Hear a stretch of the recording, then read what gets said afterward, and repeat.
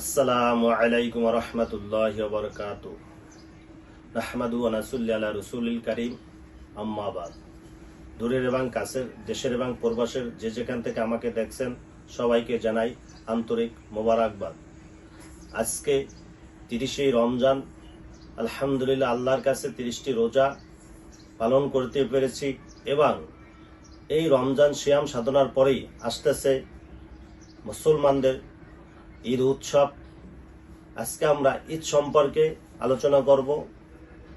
কোরআন হাদিসের আলোকে ঈদের আনন্দ কি সেই বিষয়ে আমরা জানব। প্রথমেই আমরা জেনে নেই ঈদ অর্থ কি। ঈদ অর্থ আনন্দ। এর শাব্দিক অর্থ হলো বারবার ফিরে আসা। আদা ইয়াউদু ঈদান, দিনটি বারবার ফিরে আসে বলে এর নামকরণ করা হয়েছে ঈদ। ঈদ অর্থ আনন্দ, খুশি ইত্যাদি।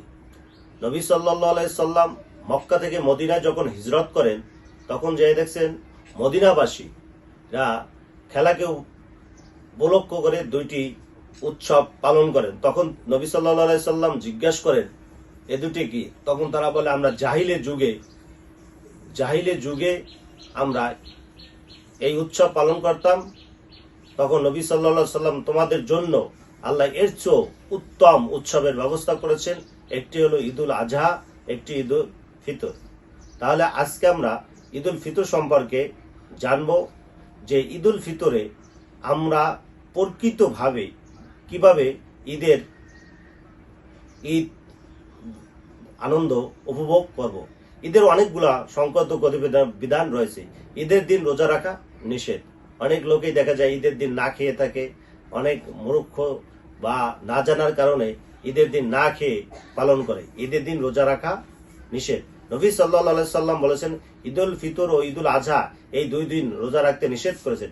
ঈদের রাত থেকে তাকবীর পাঠ করা সুন্নাত। সাহাবী কেরাম নবী সাল্লাল্লাহু আলাইহি সাল্লামের যুগে সাহাবীগণরা এই তাকবীর পাঠ করে আল্লাহু আকবার, আল্লাহু আকবার, লা ইলাহা ইল্লাল্লাহু, আল্লাহু আকবার, আল্লাহু আকবার, ওয়ালিল্লাহিল হামদ। এই তাকবীর চাঁদ দেখার পর থেকেই ঈদুল ফিতরের নামাজ পর্যন্ত পাঠ করা অবশ্যই একটি গুরুত্বপূর্ণ সুন্নাত। ঈদুল উপলক্ষে পরস্পর শুভেচ্ছা বিনিময়।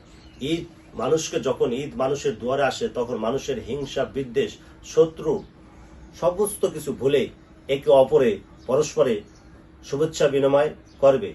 কোরআন হাদিসের আলোকে তাকাব্বালাহু মিন্না ওয়া মিনকুম অর্থ আল্লাহ আমাদের এবং আপনাদের ইবাদত বন্দেগী কবুল করুন। এর মাধ্যমে আমরা একে অপরের মাধ্যমে শুভেচ্ছা বিনিময় করব। ভালো পোশাক, ভালো খাবারের আয়োজন করা। ঈদের দিন ভালো পোশাক পরা, ভালো খাবারের আয়োজন করা। এ উপলক্ষে যথাসম্ভব পরিবারের সদস্যকে ভালো খাবার এবং সুন্দর পোশাক দেওয়ার ব্যবস্থার উত্তম করা। সেই পোশাক নূতন হতে হবে, খুব দামি হতে হবে, বিষয়টা এরকম নয়। আপনার সামর্থ্য অনুযায়ী আপনি ভালো পোশাক পরবেন। পুরান পোশাক ধুয়ে পরিষ্কার করে আয়রন করে পরবেন। আপনার সামর্থ্য অনুযায়ী ভালো খাবারের আয়োজন করবেন এবং প্রতিবেশীদের সাথে খাবার আদান প্রদান করবেন। ঈদের নামাজের প্রতি যত্নশীল হওয়া। ঈদুল ফিতরের নামাজ বিলম্বে পড়া সুন্নাত। আর যাতে ঈদের দিন সকালবেলা ফিতরা বন্টন করার সময় পাওয়া যায়। পক্ষান্তরে ঈদুল আজহার নামাজ তাড়াতাড়ি পড়া সুন্নাত। ঈদুল ফিতরের দিন দেরিতে নামাজ পড়া সুন্নাত এবং ফেরতা দিয়ে নামাজের আগেই আপনাকে ফেরতা আদায় করতে হবে। ফেতরা অনেক ক্ষেত্রে দেখা যায়, গ্রামগঞ্জে দেখা যায় যে ফেতরা নামাজের পরও আদায় করে। তাহলে তা আপনার ওজিফা। গোসল এবং পরিষ্কার পরিচ্ছন্ন হওয়া।